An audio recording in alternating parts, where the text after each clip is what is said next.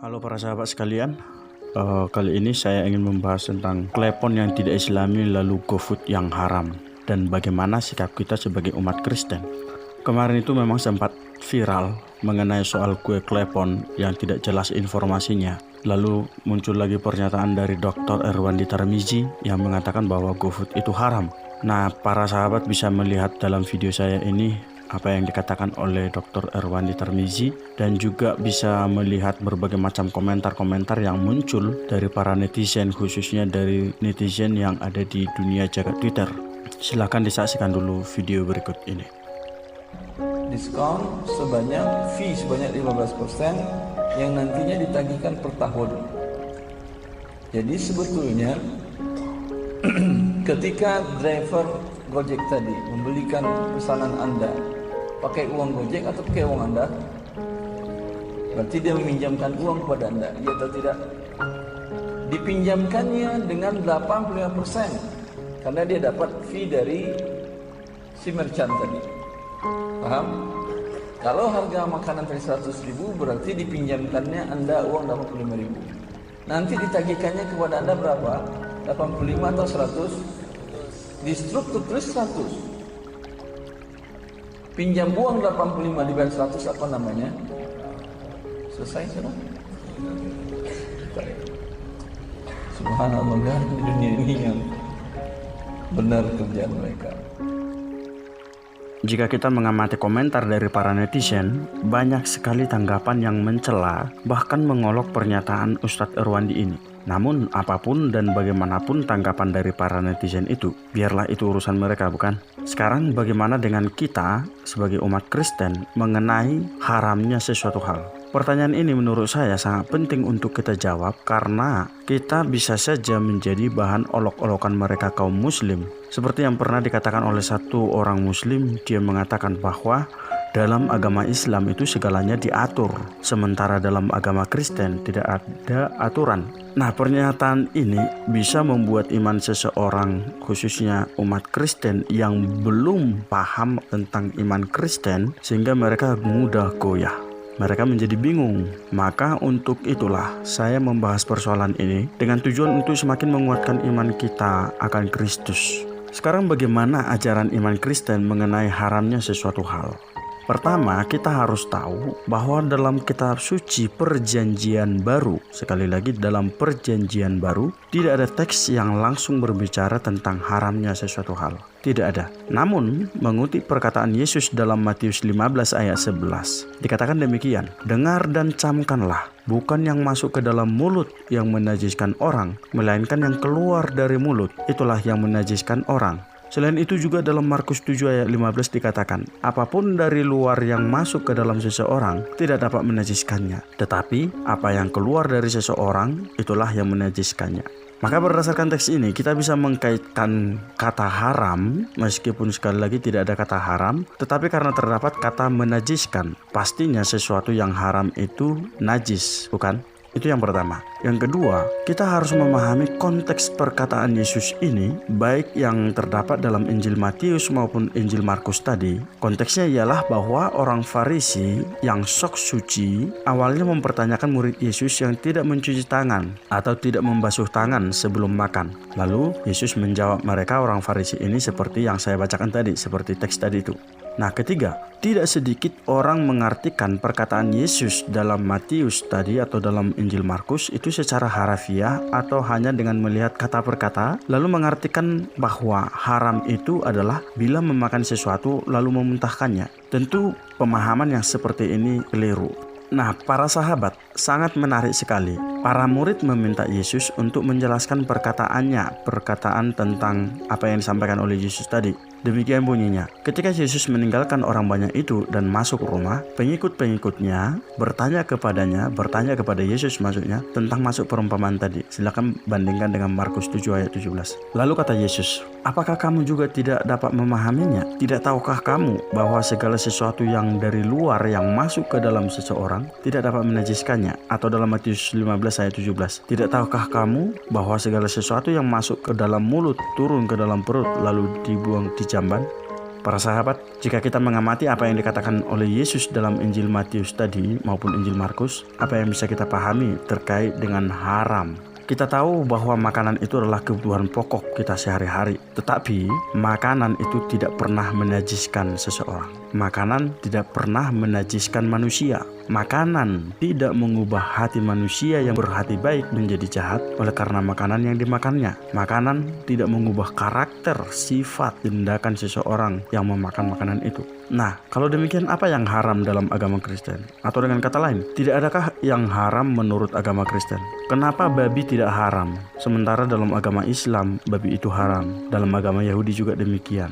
Bahkan seperti tadi itu ya, seperti di atas tadi itu, kue klepon pun karena tidak Islami dianggap haram, dan memang ini masih belum jelas informasinya. Tetapi juga yang pasti itu GoFood itu dikatakan haram. Beberapa tahun yang lalu juga dikatakan Facebook itu haram. Ustaz Somad pernah mengatakan bahwa bermain catur itu juga haram. Para sahabat, memang sangat menarik jika kita mengamati fenomena agama di zaman ini. Soal haramnya sesuatu hal seperti GoFood atau kue klepon yang tidak Islami, atau bahkan Facebook yang pernah dikatakan haram, bahkan babi juga dianggap haram, yaitu menurut saya itu sah-sah saja. Mengapa? Karena memang semuanya ada dalam koridor keyakinan tiap agamanya. Bahwa jika keyakinan mereka mengatakan itu haram, tentu kita tidak bisa mencampurnya, kita tidak bisa mengurusinya. Atau bahkan jika ada pemimpin agama yang mengatakan haram, ya sudah, memang haramlah itu. Tentu ini juga tergantung pada wewenang yang diberikan oleh agama itu kepada pemimpin yang mengatakannya. Tidak semua pemimpin itu punya hak untuk mengatakan bahwa sesuatu itu haram. Namun, sesuatu yang haram menurut agama yang satu bukan berarti juga berlaku bagi agama yang lain. Demikian juga dalam konteks sosial. Tentu sesuatu yang haram itu bersifat relatif dan tidak bisa diperdebatkan, bahkan disamakan terhadap semua orang. Jika demikian, maka akan mendapat perlawanan dari masyarakat umum. Namun sekali lagi, bagi pengikut agama yang mengharamkan tadi, hal tersebut merupakan sesuatu yang wajib, sesuatu yang harus dilakukan karena itu merupakan aturan dan ketentuan yang baku di dalam agamanya. Nah, saya sedikit menyinggung mengenai makanan yang haram tadi. Sifat, karakter, perilaku buruk manusia itu sekali lagi tidak disebabkan oleh makanan apapun yang dikonsumsinya, bahkan tidak bersumber dari makanan yang diharamkan sekalipun. Lalu apa yang mengharamkan manusia? Yang mengharamkan manusia itu ialah hatinya manusia itu sendiri. Dalam Matius 15 ayat 18-20a itu sangat jelas dikatakan, tetapi apa yang keluar dari mulut berasal dari hati, dan itulah yang menajiskan orang. Karena dari hati timbul segala pikiran jahat, pembunuhan, perzinahan, percabulan, pencurian, sumpah palsu, dan hujat. Itulah yang menajiskan orang. Ayat 20a. Jadi di sini Yesus secara tegas menegaskan bahwa keharaman itu, haramnya sesuatu hal itu tidak berasal dari luar diri manusia. Keharaman itu bersumber dari hati manusia. Hati manusia sendirilah yang dapat menajiskan tubuhnya, bahkan hidupnya, yakni ketika hatinya menghasilkan pikiran, perkataan, perbuatan yang tidak dikehendaki oleh Allah. Maka dengan demikian Yesus mengatakan bahwa semua makanan itu halal. Markus 7 ayat 19a. Nah, tentu apa yang diajarkan Yesus dan yang menjadi bagian dari ajaran umat Kristen, bagian dari iman kita saat ini, tentu sangat bertentangan dengan agama Yahudi dan agama Islam. Seperti dalam Matius 15 ayat 12. Maka datanglah murid-murid Yesus dan berkata kepadanya, "Engkau tahu bahwa perkataanmu itu telah menjadi batu sandungan bagi orang-orang Farisi." Memang perkataan Yesus tadi menjadi batu sandungan dan pastinya akan berdampak kepada kita saat ini. Mengapa? Karena umat Yahudi sebagai umat perjanjian lama, mereka memiliki aturan yang sangat ketat dan baku mengenai makanan haram. Silakan dibandingkan dalam Imamat 11. Maka tidak mengherankan bahwa orang Farisi itu adalah orang-orang yang saleh dan taat dalam tanda kutip di dalam melaksanakan adat istiadat yang berlaku dalam masyarakat Yahudi. Mungkin hal yang kurang lebih sama juga dengan umat Islam. Mereka adalah orang-orang suci dan saleh yang selalu setia melaksanakan ajaran agama. Tetapi jika kita merenungkan, merefleksikan lebih dalam apa yang dikatakan oleh Yesus tadi, sebenarnya Yesus sedang menampar kesalehan hidup yang bersifat lahiriah belaka dari umat Yahudi dan mungkin juga Islam. Meskipun pada zaman Yesus itu belum ada Islam, tetapi untuk saat ini apa yang dikatakan oleh Yesus itu benar-benar juga menampar kesalehan hidup umat Islam juga. Lalu apa dan bagaimana sebenarnya yang diinginkan oleh Allah dari manusia? Tentu aturan dibuat untuk membuat hidup manusia itu menjadi kudus dan sempurna, seperti Allah itu kudus dan sempurna. Namun tujuan dari aturan itu bukan terletak pada sesuatu yang diharamkan, misalnya pada hewan atau pekerjaan, tidak terletak di sana, melainkan pada diri manusianya. Nah, anehnya, ya menurut saya aneh, beberapa agama hanya melihat pada sesuatu itu, misalnya pada hewan, misalnya babi haram. Lalu mereka mengatakan hewan itu haram. Kalau kita pikirkan lebih lanjut, ini di luar konteks, tapi masih sedikit ada kaitannya. Jika seandainya hewan tadi bisa berbicara, mungkin hewan itu akan mengatakan, apa salah saya sehingga saya dikatakan haram? Sayangnya hewan itu tidak bisa berbicara. Nah, tidak terkecuali orang-orang Farisi yang penuh teliti dan cermat memeriksa keharaman dan kekudusan makanan. Namun bagaimana dengan tubuh atau hidup mereka atau diri mereka sendiri tanpa makanan haram itu? Maka disinilah mengapa Yesus mengatakan bahwa orang-orang Farisi ini adalah orang-orang munafik, ya, yang hanya memperhatikan hal-hal lahiriah. Jika kita relevansikan untuk saat ini, bagaimana ajaran Yesus ini kita relevansikan dalam kehidupan kita? Bagi kita, para pengikut Kristus, Yesus sudah membaharui perihal keharaman ini.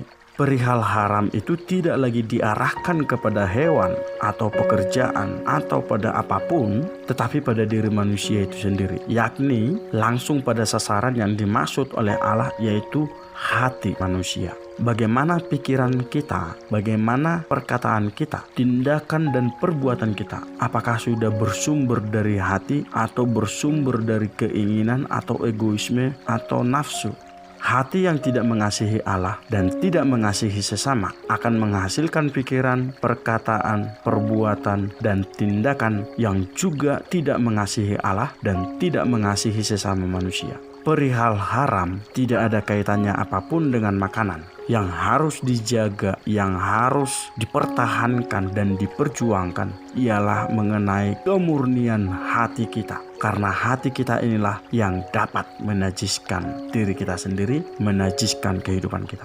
Karena itu jika bagi agama Yahudi dan juga Islam masih berlaku makanan haram, maka bagi kita umat Kristen pengikut Kristus tidak lagi berlaku hal yang demikian. Kita para pengikut Kristus diajarkan untuk mengedepankan hukum kasih, hukum yang mendasarkan segala ketaatan dan kesetiaan pada dan dari hati yang mengasihi Allah dan mengasihi sesama manusia. Salam dari kami, The Truth Finder.